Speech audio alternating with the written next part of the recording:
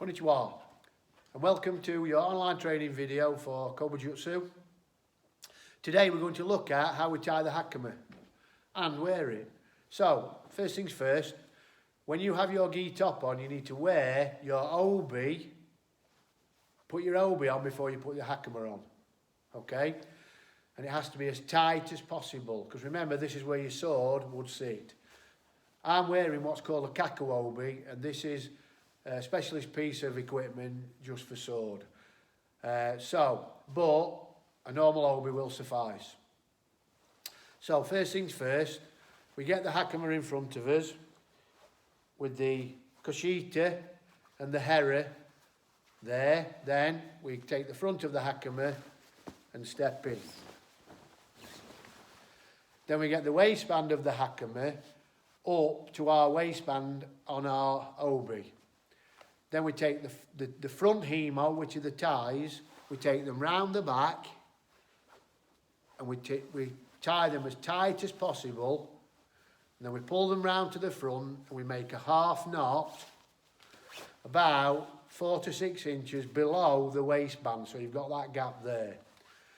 Okay, then we take the rest of the hemo and we tie it around the back.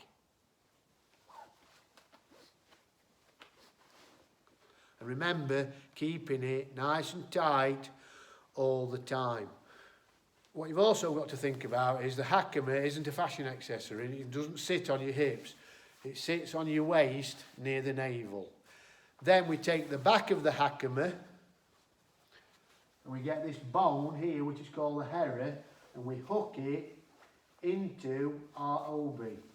Then we make sure the koshita, this plate here, this board, is up against our back, and then we bring our rear hemo, our back hemo, to the front. Making sure that they're nice and flat from the koshita round to the front. We then do a half knot, but we anchor it onto this we made earlier, which we formed earlier. That's why it has to be below your waistband. So then we do a half knot. Again, keeping it as tight as possible. Then just knot it off as normal. Now you've got two ends hanging here. That, again, would be suitable for informal training, but we, as we like to say at Mind Body Spirit, attention to detail. So what we do is we get one of the hemo that's spare, and we fold it into 3 different sections, like so. Then we place this on the knot. Then we take the trailing end, or the end that's hanging down, and we go over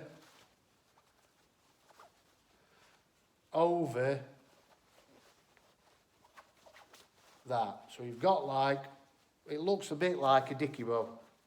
So if you tidy it up as you go, remember, attention to detail, keep it nice and tidy. And then we lose the piece that's hanging down, we just lose that around that, like that.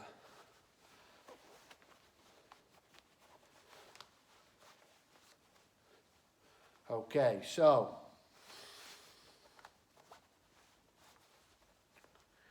at that stage, we would be ready to go. Sayonara.